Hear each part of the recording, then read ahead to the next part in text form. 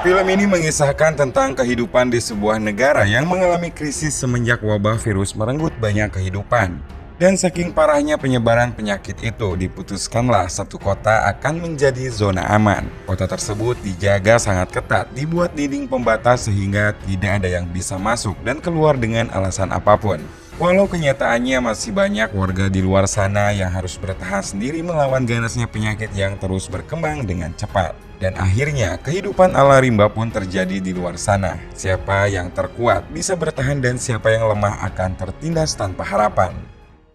It's human nature to seek even the smallest comfort in reason or logic for events as catastrophic as these. But a virus doesn't choose a time or place.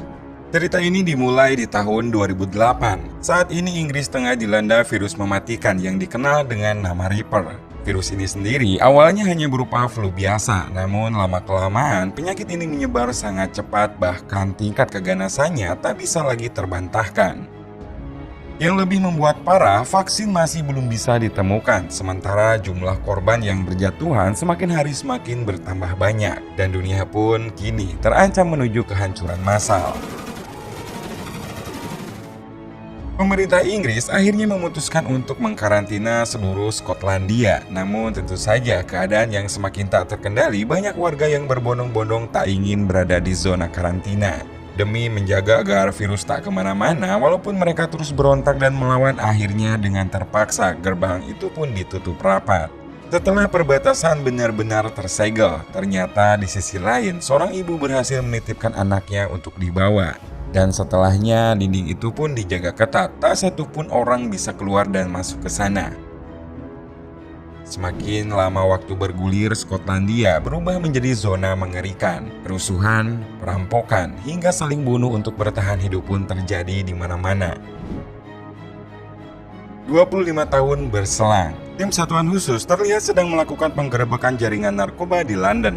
Tanpa diduga sebelumnya, mereka justru kembali menemukan fakta mengejutkan bahwa virus Reaper ternyata berhasil keluar dari zona karantina dan kini menjangkit beberapa sipil yang ada di sana.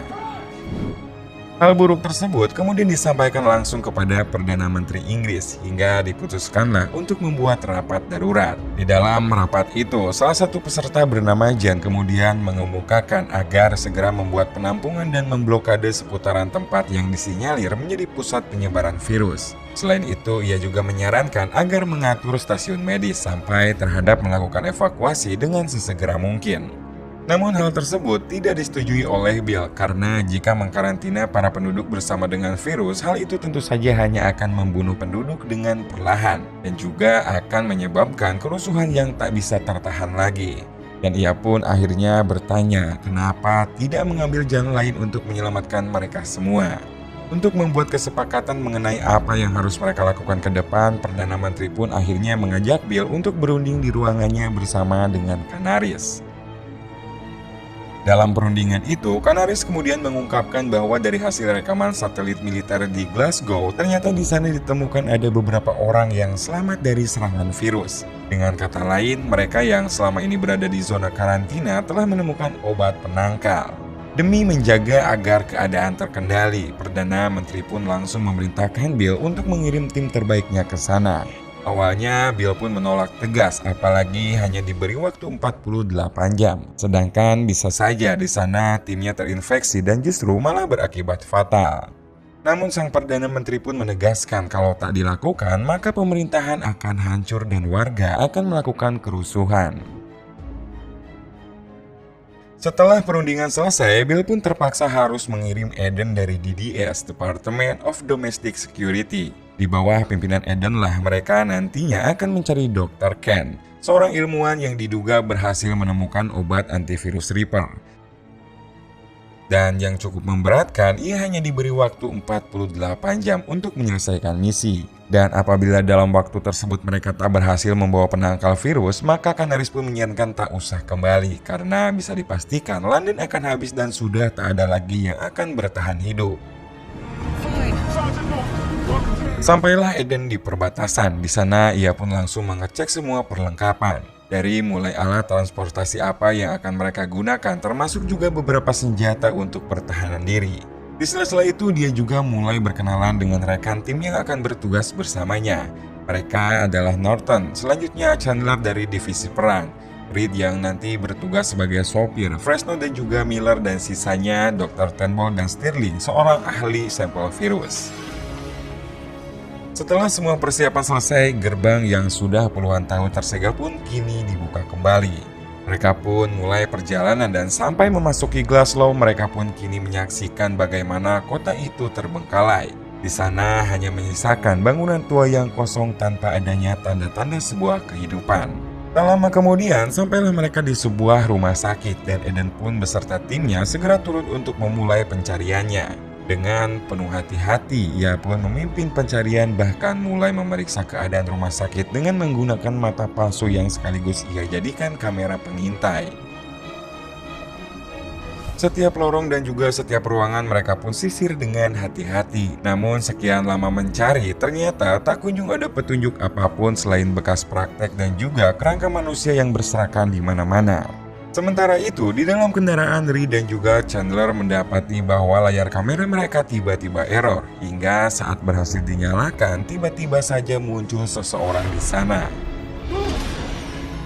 Dan tanpa pikir panjang, si Chandler pun langsung keluar untuk menolongnya. Sementara di sisi lain, Eden yang hendak memasuki ruangan lab tanpa sedikit pun menduga dari awal, sebuah serangan mendadak saja langsung menyambutnya dan menewaskan salah satu anggota tim mereka. Bahkan tak lama setelahnya, sekelompok anggota geng muncul dengan jumlah yang banyak. Hingga perkelahian pun tak bisa lagi terhindarkan. Bahkan bisa dibilang tim Eden cukup merasa kewalahan dalam menghadapi serangan mendadak itu. Ternyata nggak sampai di situ saja. Di luaran mobil mereka mulai dilempari bom molotov. Dua mobil itu pun berusaha untuk menghindar dan berpindah ke tempat lain. Namun rupanya serangan terlalu banyak sehingga salah satu mobil pun mulai terbakar.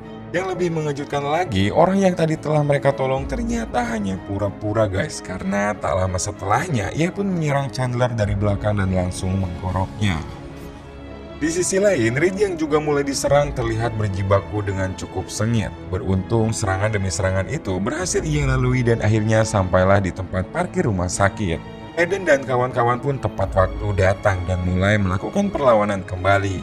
Dan saat mereka akan pergi dari sana, tiba-tiba saja Reed malah terkena panah dari salah seorang penyerang hingga membuat mobil mereka pun langsung terbalik.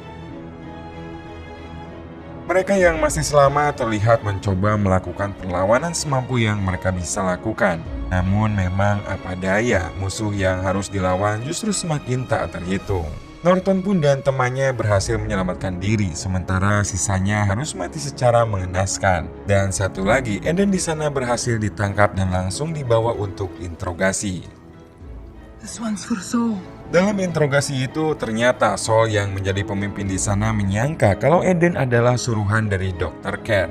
Eden yang mendengar itu tentu saja bingung karena kedatangan dia sendiri adalah memang mencari Dr. Ken. Dan setelah Saul tahu kalau Eden berasal dari luar Skotlandia, akhirnya ia pun berniat menggunakan Eden sebagai jalan agar ia bisa melewati gerbang nantinya.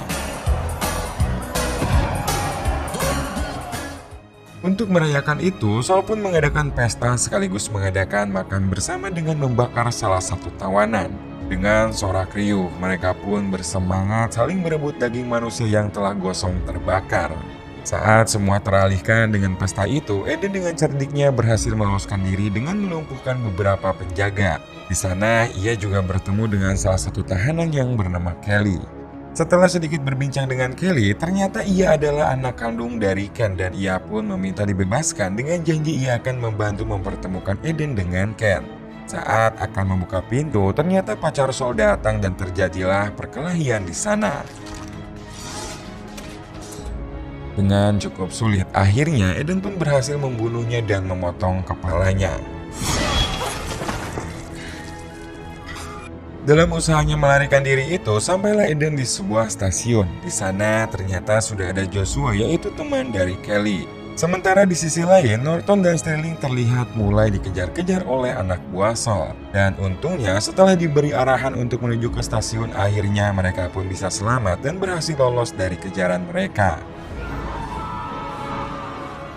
Saat di perjalanan, Eden pun menanyakan kemana tujuan mereka. Kelly justru menjawab kalau mereka akan pergi ke tempat aman. Karena menurutnya jika langsung menghadap Ken mereka semua akan dibunuh. Apalagi kalau tahu Eden berasal dari luar gerbang. Ternyata selama ini Ken meyakinkan kepada warganya kalau di luar sana sudah tak ada lagi kehidupan. Dan dengan alasan itu juga, Saul pun yang ternyata juga anak kandung Ken memilih berkhianat dari ayahnya dan memilih pergi mencari jalan lain untuk bisa melewati gerbang. Dari sanalah kita juga jadi tahu guys, kalau keadaan di Skotlandia saat ini terbagi menjadi dua kubu dan mereka saling berperang. Antara pengikut Ken yang sudah tak percaya ada kehidupan di luar dan pengikut Saul yang berkeyakinan sebaliknya.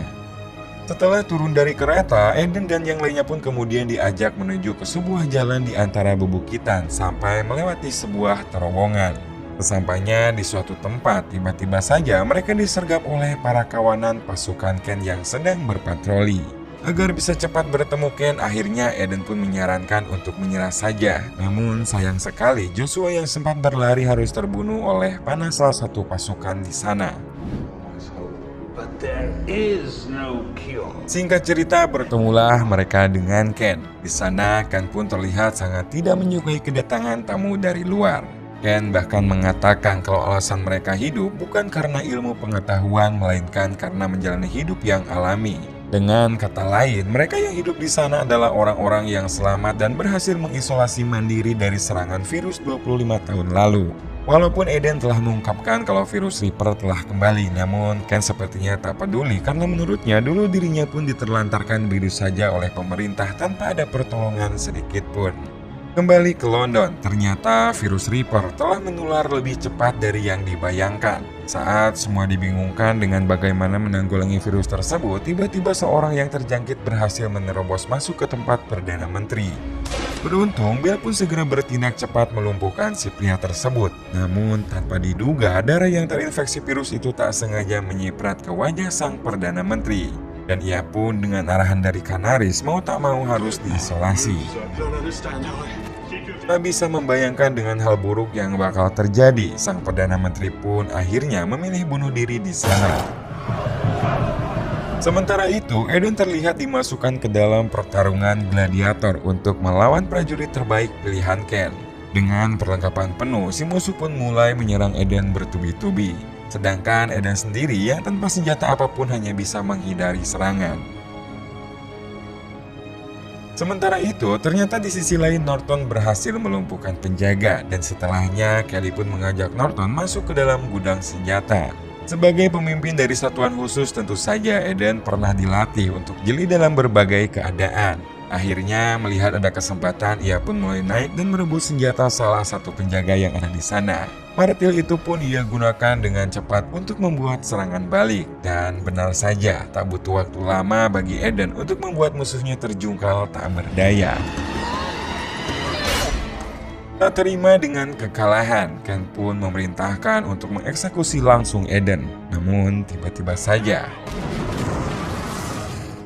ternyata Norton berhasil membuat semua orang yang ada di sana panik, dan setelah semua berkumpul, mereka pun langsung menuju kuda dan segera meninggalkan tempat itu. Untuk memperlambat pengejaran, Norton pun langsung berinisiatif mengunci terowongan dari dalam. Dan ternyata guys, setelah diperiksa, tempat itu bukan lain adalah gudang penyimpanan. Setelah generator berhasil dinyalakan, mereka pun akhirnya menemukan sebuah mobil. Namun sayang sekali saat mereka akan kabur, Norton terpanah hingga gak ada pilihan lain, ia pun akhirnya ditinggalkan. Setibanya di jalan raya, rupanya kebahagiaan masih belum juga berpihak kepada mereka. Karena ternyata mereka kembali dipertemukan dengan kelompok si Saul. Melihat itu, Eden pun secara nekat berinisiatif untuk menabrakkan langsung mobilnya. Dikira si Saul ini berani guys, namun pas mau ditabrak, dia sendiri yang malah menghindar. Akhirnya Eden pun bisa langsung dengan cepat membalikan mobilnya dan langsung kabur ke arah berlawanan.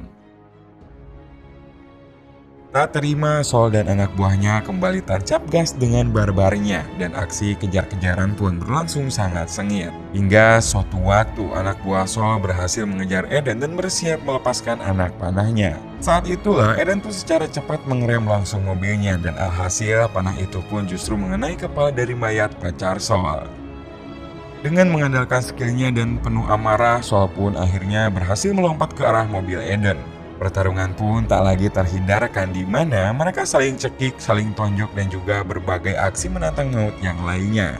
Satu persatu anak buah Saul yang kekurangan gizi itu pun akhirnya mati dan di suatu kesempatan Eden berhasil mendesak Saul sehingga jatuh dari mobil. Namun ternyata Saul kembali muncul dari arah belakang dan ngamuk-ngamuk. Tiba-tiba saja di depan anak buah Saul langsung memalangkan busnya untuk menghadang. Merasa nggak ada pilihan lain, akhirnya Eden pun dengan kecepatan penuh langsung saja menabrakkan diri. Dan Saul pun meninggal di sana dengan kepalanya terputus. Saat semakin menjauh, tiba-tiba mereka dikejutkan oleh kemunculan sebuah heli yang langsung mendarat di tengah jalan. Ternyata itu adalah Canaris yang langsung menanyakan dan meminta obat penawar yang telah mereka pesan. Setelah dipancing oleh Eden, terungkaplah kalau Canaris akan lebih dulu membiarkan virus menyebar dan nantinya ia akan memberikan penawar. Dengan begitu, ia pun akan dianggap sebagai pahlawan. Tak mau berdebat lama, Eden pun menyuruh Stirling untuk membawa Kelly dan mengatakan bahwa orang yang selamat dari virus bisa jadi penangkalnya yang nantinya bisa dibuatkan vaksin dari darahnya. Jika Eden tahu niat sebenarnya dari Canaris, ia pun menolak ikut dan memilih tinggal di Skotlandia. Tak lama setelah itu, ia pun bertemu Bill sekaligus memberikan rekaman percakapan tentang niat jahat Canaris. Di akhir cerita, Eden pun mendatangi kelompok Saul dan langsung menunjukkan kepala Saul di hadapan mereka. Siapa yang kuat dialah yang berkuasa, dan Eden pun diterima langsung menjadi pemimpin mereka sekaligus yang akan memimpin pertempuran dengan Ken nantinya.